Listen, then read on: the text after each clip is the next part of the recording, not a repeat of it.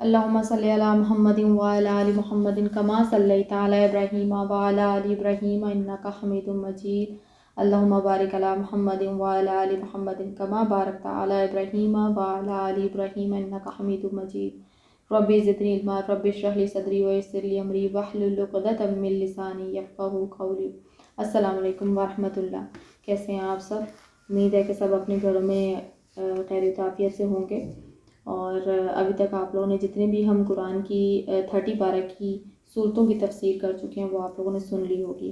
और अगर किसी ने नहीं सुनी तो बराए मेहरबानी उसको जल्द अज जल्द कंप्लीट कर लें, ताकि हम फिर सूरह बकरा को जो है ना वो अच्छे से वहाँ से स्टार्ट कर सकें। आज भी हमारे साथ हरीम मौजूद है और इंशाल्लाह ये हमारे साथ ही तफसीर पढ़ेंगी, क्योंकि जब वक्त थोड़ा सा आगे पीछे हो जाए तो फिर पढ़ना मुश्किल हो जाता है। बेहतर है कि साथ साथ ही पढ़ा जाए। तो आज हरीम भी साथ साथ अपना हिस्सा डालेंगी तफसीर में भी और सवाल जवाब में भी। कोई अगर इनको करना होगा, कोई इनके माइंड में आएगा तो, क्योंकि अभी इनको खुद भी नहीं मालूम कि जो तफसीर हम पढ़ने जा रहे हैं उसमें क्या लिखा हुआ है। ठीक है, तो शुरू करते हैं। आऊज़ु बिल्लाहि मिनश शैतानिर रजीम, बिस्मिल्लाहिर रहमानिर रहीम।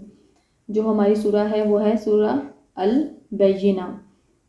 98 सूरह है कुरान पाक की है और मदनी सूरह कहलाती है और इसमें तकरीबन 8 आयतें हैं।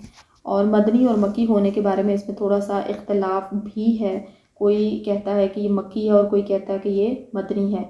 अपनी अपनी हर किसी की तहकीक है और उसके मुताबिक वो कहते हैं कि ये मदनी है और मक्की है। लेकिन जो कुरान पाक मेरे पास मौजूद है उसमें मदनी लिखा हुआ है। और हज़रत आयशा के मुताबिक जो है ये सूरह मक्की है। और इसके अलावा बाकी जो समझ बूझ वाले लोग हैं, जो तहकीक करने वाले लोग हैं, उनके मुताबिक मक्की भी कहा जाता है इसको। खैर, हम देख लेते हैं कि इसमें क्या हमसे कहा गया है। बिस्मिल्लाहिर्रहमानिर्रहीम। लम यकुनिल्लज़ीना कफ़रू मिन अहलिल किताबि वल मुश्रिकीना मुनफ़क्कीना हत्ता तातियहुमुल बैयिना। अहले किताब के काफिर और मुशरिक लोग जब तक कि उनके पास ज़ाहिर दलील ना आ जाए बाज रहने वाले ना थे।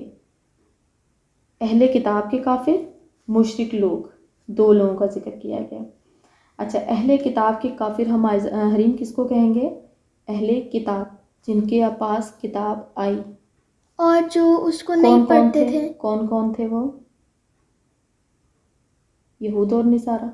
आपको पता है ना कि मूसा अलैहिस्सलाम की कौम के पास कौन सी किताब आई थी? तौरात। और हज़रत ईसा के पास, ईसा को अल्लाह ताला ने कौन सी किताब दी थी? इंजील। ठीक है, तो वो अहले किताब के काफिर कहलाते हैं। ठीक है, क्योंकि अल्लाह ताला ने जो है वो उन नबियों को भेजा दुनिया में किसकी रहनुमाई के लिए? इंसानों की। और फिर उनके हाथ में कुछ सहीफे, कुछ किताबें दी, किन के लिए? इंसानों के लिए। ठीक है, और उनको कुछ मुआजिज़े भी दिए। ऐसे ही था ना, जैसे हज़रत मूसा के पास भी था मुआजिज़ा और हज़रत ईसा को भी अल्लाह ताला ने बहुत सारे मुआजिज़े दिए थे।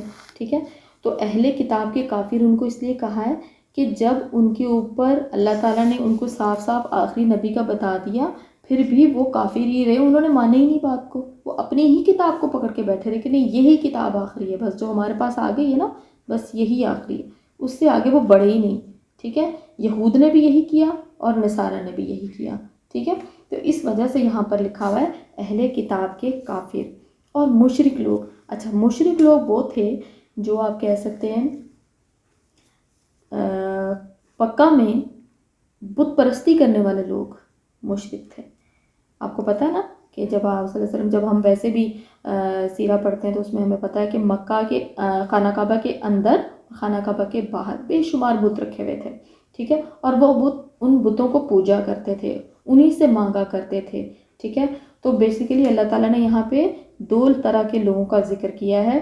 अहले किताब के काफिर यानी कि यहूद और निसारा, और मुशरिक लोग यानी कि जो मक्का के लोग थे जो बुतों की पूजा किया करते थे।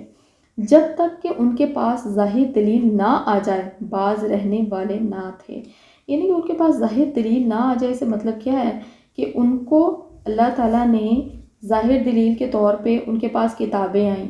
ठीक है, उन्होंने उसको भी नहीं माना, क्योंकि उनकी किताबों में भी आप सल्लल्लाहु अलैहि वसल्लम के बारे में लिखा हुआ था। ٹھیک ہے، کہ ایک آخری نبی آئے گا. کہاں آئے گا یہ بھی پتہ تھا ان کو، سب معلوم تھا.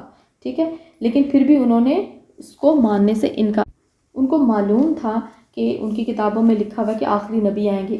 پہلے تو وہ کہا کرتے تھے کہ ہاں ہمارے اگر وہ آخری نبی آئیں گے تو ہم جو ہے وہ ان کو مانیں گے اور ہماری کتابوں میں جو لکھا ہے وہ سچ ثابت ہو جائے گا. ٹھیک ہے، لیکن جب اصلی میں ایسا ہوا، جب نبی کریم صلی اللہ علیہ وسلم آ گئے، 40 سال تک انہوں نے ان کے بیچ میں زندگی گزاری، وہ صادق اور امین مشہور ہوئے اور سب کو معلوم تھا ان کے بارے میں. ٹھیک ہے، لیکن جب نبوت آئی، آپ صلی اللہ علیہ وسلم نے ان کو بتایا کہ بھئی میں نبی ہوں، آخری نبی ہوں، تو پھر تو ان کو یقین ہی جیسے نہیں آیا کہ یہ ہمارے بیچ میں سے یہ بندہ کھڑا ہو کے کہہ رہا ہے کہ میں آخری نبی ہوں. نعوذ باللہ. تو انہوں نے ماننے سے انکار کر دیا. ان کو لگا کہ پتہ نہیں وہ کہاں سے آئے گا جو نبی ہوگا، پتہ نہیں کیا ہوگا. ٹھیک ہے، تو اس وجہ سے ان کو یہاں پر کہا گیا کہ ظاہر دلیل بھی ان کے پاس آ گئی ہے تو وہ پھر بھی باز نہیں آئے. آیت نمبر 2 ہم دیکھ لیتے ہیں. رسول من اللہ یتلو صحفا مطہرہ. اللہ تعالیٰ کا ایک رسول جو پاک صحیفے پڑھے.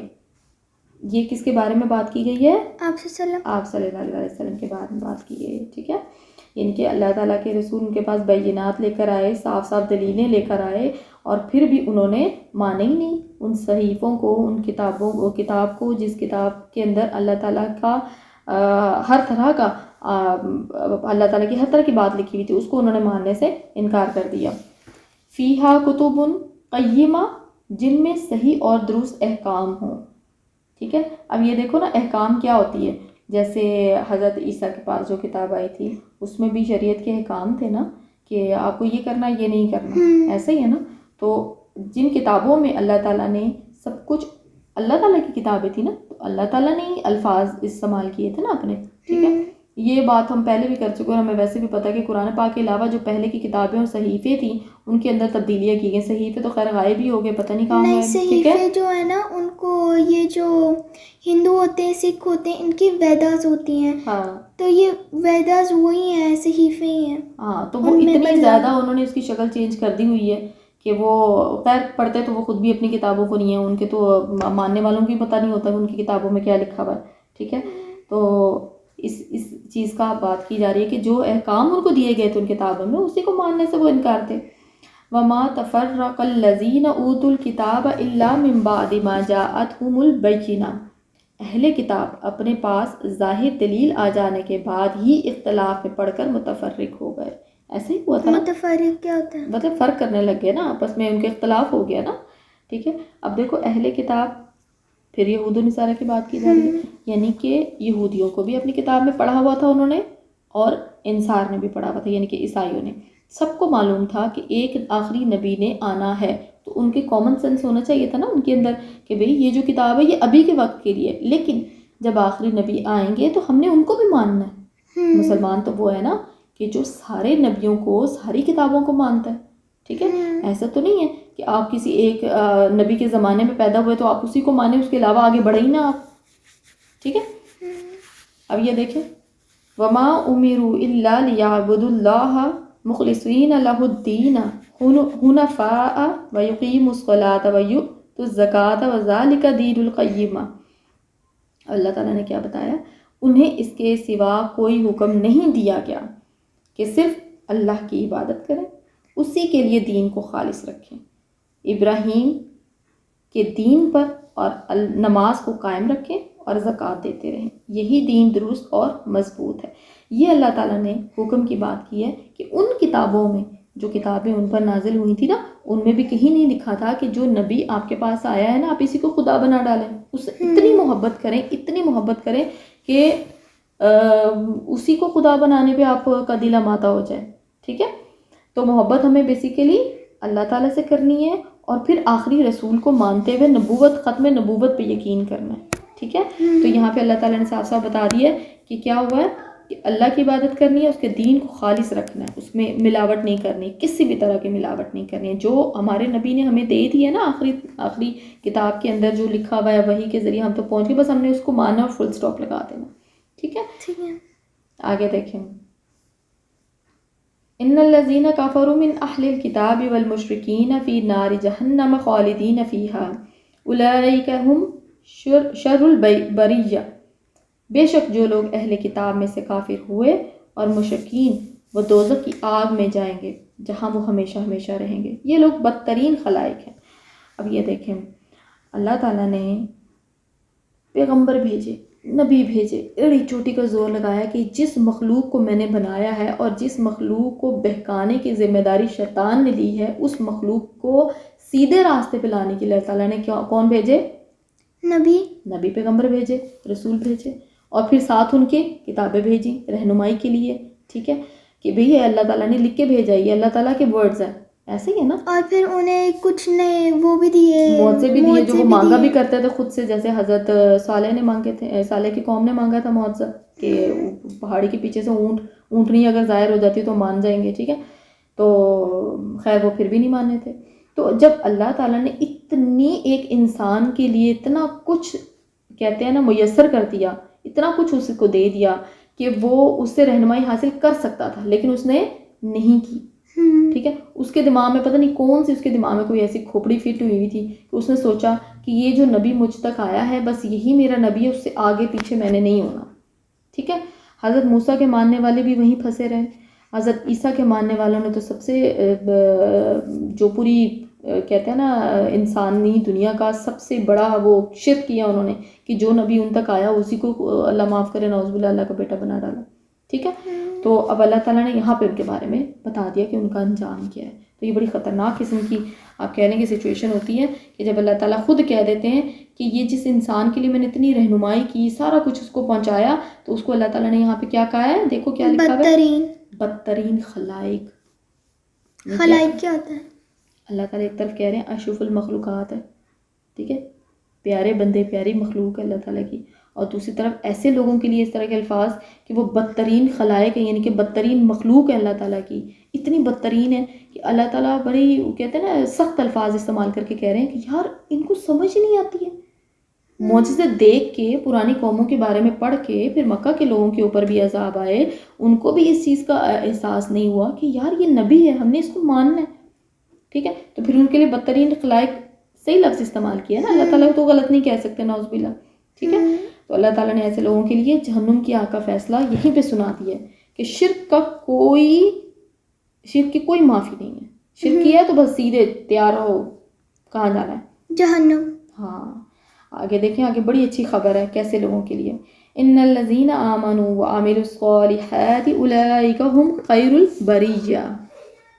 بے شک جو لوگ ایمان لائے اور نیک عمل کیے یہ لوگ بہترین خلائق ہیں.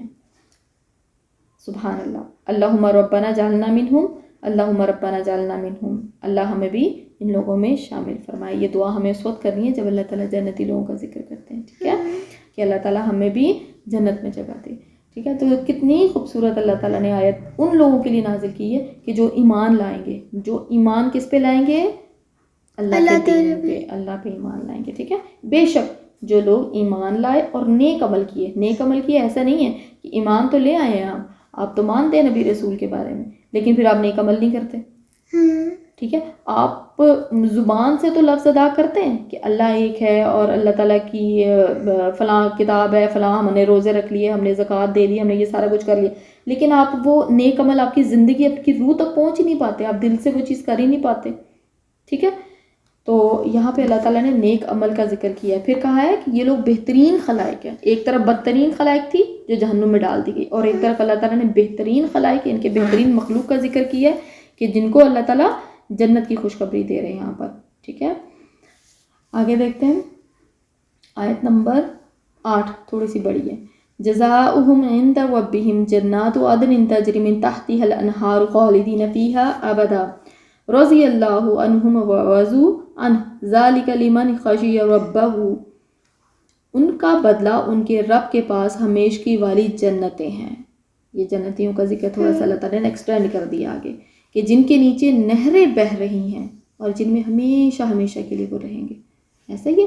ٹھیک ہے، جب آخر کی زندگی جو آخری زندگی ہے وہ ہمیشہ رہنے والی زندگی ہے، تو پھر اللہ تعالیٰ کی جہنم اور جنت بھی تو ہمیشہ رہے گی نا. تو اس کے بارے میں بھی کچھ اختلاف پایا جاتا ہے کہ جہنم کے بارے میں کہا جاتا ہے کہ جہنم جو ہے وہ شاید ایک وقت ایسا آئے گا کہ وہ ختم کر دی جائے گی، اور اس کے اندر جو لوگ موجود ہوں گے ان کو شاید راکھ بنا کے اڑا دیا جائے گا، جیسے وہ جانوروں کے ساتھ کیا گیا تھا. ہاں، تو یہ رائے ہے ہر کسی کی اپنی اپنی، لیکن ابھی یہاں پر ہم جو پڑھیں گے ہمیں تھوڑا سا سرسری دیکھنا، ہم نے زیادہ ہر چیز کے بیچ میں گھسنا نہیں ہے، اس طرح سے آپ بہت ساری چیزیں غلط سوچ بھی جاتے ہیں اور بول بھی جاتے ہیں. تو ٹھیک ہے، ہمیں یہ دیکھنا ہے کہ اللہ تعالیٰ نے یہاں پہ ہمیں کیا صاف صاف لفظ لکھا ہوا ہے کہ ہمیشہ ہمیشہ کے لیے وہ جنتوں میں رہیں گے. ٹھیک ہے، آگے دیکھیں. رضی اللہ عنہ ورضوا عنہ، اللہ تعالیٰ ان سے خوش ہو. ہم کہتے ہیں نا حضرت عائشہ رضی اللہ تعالیٰ عنہ، تو یہ دیکھیں آپ دیکھیں رضی اللہ تعالیٰ عنہ لکھا ہوا ہے نا عنہ، تو اس کا مطلب کیا ہے؟ اللہ تعالیٰ ان سے خوش رہے گا. ٹھیک ہے، ہر دنیا کے ہر انسان کے لیے جو خوف کھاتا ہے، اللہ تعالیٰ سے ڈرتا ہے، متقی پرہیزگار ہے، گناہوں کی طرف جاتا ہے تو پھر سوچتا ہے میرا اللہ مجھے دیکھ رہا، واپس آ جاتا ہے. کوئی بھی ایسا کام جو شریعت میں نہ ہو، یا کوئی بھی ایسا کام جو ہمارے نبی پاک نے منع کیا، ہمارے دین میں ہمیں منع ہے، اور ہم اس کی طرف جائیں اور پھر ہم ڈر کے واپس آ جائیں اللہ کے ڈر کے، انسانوں کے ڈر سے نہیں کہ میں جی کمرے میں چھپ کے موبائل یوز کر لوں، میں کوئی بھی الٹا سیدھا کام کر لوں، کسی سے ایسا کانٹیکٹ کر لوں جو کہ انلیگل ہو، اور اس کے بعد جو ہے وہ کسی کو پتہ ہی نہیں چلے گا. لیکن اللہ تعالیٰ کو تو پتہ ہے نا. اگر آپ کے دماغ اور دل میں یہ بات فکس ہو گئی ہے نا کہ آپ اندھیرے میں کوئی کام کریں، آپ روشنی میں کوئی کام کریں، آپ جتنا مرضی کسی جگہ پہ تہہ خانے میں چھپ کے وہ کام کریں، آپ کا اللہ آپ کو جانتا ہے کہ آپ کیا کر رہے ہیں. اللہ کو ساری رپورٹ پہنچ رہی ہے. وہ فرشتے تو ہمارے آگے پیچھے لٹکائے ہوئے ہیں، اللہ تعالیٰ نے رکھے ہوئے. یہ دیکھیں رائٹ لیفٹ فرشتہ ہے، آگے پیچھے فرشتہ ہے، ہر طرف تو فرشتے ہمارے ساتھ ہیں. ہم کیسے بچ سکتے ہیں؟ اللہ تعالیٰ کو تو ساری رپورٹیں پہنچ رہی ہیں، اور فرشتے نہیں بھی پہنچ جائیں تو اللہ تعالیٰ کو تو سب پتہ ہے ویسے. ٹھیک ہے، تو یہ دیکھیں اللہ تعالیٰ نے کیا کہا ہے، اللہ تعالیٰ ان سے خوش رہے گا، اور یہ اس سے، یعنی کہ اللہ تعالیٰ بھی خوش ہوں گے اس سے، اور وہ بندہ بھی اللہ سے راضی ہوگا. ٹھیک ہے، جنتوں میں جانے والے لوگ. ٹھیک، آگے دیکھیں. ذالک لمن خشی ربہ، یہ ہے اس کے لیے جو اپنے پروردگار سے ڈرے. سمجھ آ رہی بات؟ یعنی کہ جو اللہ تعالیٰ سے خوش رہے گا، اور وہ اس سے، وہ کس کے لیے؟ جو اللہ سے ڈرے. ٹھیک ہے، اللہ سے ڈرنا ایک شرط ہے. جب آپ اللہ کا ڈر اپنے اندر رکھ لیتے ہیں نا، آپ زندگی بڑی خوشی سے گزارتے ہیں، آپ کو کوئی ٹینشن نہیں ہوتی، کیونکہ آپ کو پتہ ہوتا ہے کہ میں نے غلط کام ہی نہیں کرنا. سمجھ آ رہی بات؟ ڈرتا تو وہ ہے نا اللہ تعالیٰ سے، اللہ معاف کرے، اللہ سے ڈرتا تو وہ شخص نہیں ہے نا جس کو دل میں ڈر کا کانسیپٹ ہی نہ ہو. جس کے دل میں ایمان ہی نہیں ہے وہ تو پھر کھلا ہے نا، جیسے ایتھیسٹ ہے. ہاں وہ تو کھلے ہیں، ان کو تو پتہ ہی نہیں ہے، ان کو ایتھیسٹ کو تو پتہ ہی نہیں کوئی خدا کوئی چیز بھی ہے. وہ تو پتہ نہیں کہتے ہیں ہم کہاں سے آ گئے اٹھ کے. ان کو بندہ پوچھے کہ آپ کو بنایا کس نے؟ یہ جو آپ جسم لے کے پھرتے ہیں، آپ کوئی تو چیز ہے نا آپ کو بنانے والی. آپ کے باڈی کے اندر مشینری ہے، آپ کے لنگز کام کر رہے ہیں، کڈنی ہے، انٹرنل جتنی بھی آپ کے آرگنس ہے کام کر رہے ہیں. وہ کس لیے کر رہے ہیں، کیسے کر رہے ہیں، کس نے بنایا یہ اتنا کمپلیکیٹڈ سسٹم؟ کس نے بنایا؟ خود بخود ہی بن گیا. اب زمین سے اٹھ کے باہر آ گئے پودے کی طرح. تو پودا کس نے اگایا؟ اللہ تعالیٰ. تو وہ کانسیپٹ ہے نا ان کا خراب ہوا ہوا ہے. بہت سارے ایتھیسٹ جو ہیں جب زندگی سے بہت تنگ آ جاتے ہیں تو وہ چیزوں کو پڑھنا شروع کرتے ہیں. جب اللہ تعالیٰ کا پیغام کسی بھی طرح تک پہنچتا ہے نا تو وہ بھی چیزوں کو پڑھتے ہیں، جانتے ہیں، پھر وہ آہستہ آہستہ اپنے کنسیپٹس کلیئر کرتے ہیں. اور اللہ تعالیٰ توفیق دے پوری دنیا میں اسلام پھیلے اور لوگوں کے کنسیپٹس کلیئر ہوں. اور دیکھو نا، اب ہم جیسے نماز پڑھتے ہیں، ہم مسلمانوں کے بھی اللہ تعالیٰ نے 5 وقت کی نماز کتنی بڑی نعمت رکھی ہے. ٹھیک ہے، ہم نماز پڑھتے ہیں، ہم نماز میں ہر نماز میں ایک ہی بات کہہ رہے ہوتے ہیں، ایاک نعبد و ایاک نستعین، کہ ہم اللہ تیری عبادت کرتے ہیں اور تجھ سے مدد مانگتے ہیں. اور ساتھ ہی اہدنا الصراط المستقیم بھی کہتے ہیں کہ اللہ ہمیں سیدھا راستہ دکھا. ایسا نہیں ہے کہ ہم نماز پڑھنا شروع ہو گئے بس سیدھا راستہ مل گیا بس ہم خوش ہو جائیں اب تو جنت میں جائیں گے. لیکن ہم نماز پڑھتے ہوئے بھی بار بار کہتے ہیں اہدنا الصراط المستقیم، کہ اللہ تعالیٰ ہمیں سیدھا راستہ دکھا. ٹھیک ہے، ہمیں سیدھے راستے پہ چلنے کی توفیق دے، سیدھا راستہ دکھا. تو یہ ہے کہ اللہ تعالیٰ جو ہے وہ ہم سب کو قرآن پاک سمجھ کے اس پر عمل کرنے کی توفیق دے. آپ کے دماغ میں کوئی کنفیوژن ہے تو ابھی پوچھ لو. نہیں، کوئی کنفیوژن نہیں ہے؟ اچھا ٹھیک ہے، ہم پھر اس کو اینڈ کرتے ہیں. اور یہ ہماری سورہ بینہ کمپلیٹ ہوگی. 98 سورہ تھی، انشاءاللہ کل 99 سورہ کریں گے جس کا نام ہے سورہ زلزال. سبحان اللہ و بحمدہ، سبحانک اللہم و بحمدک، اشہد ان لا الہ الا انت، استغفرک و اتوب الیک.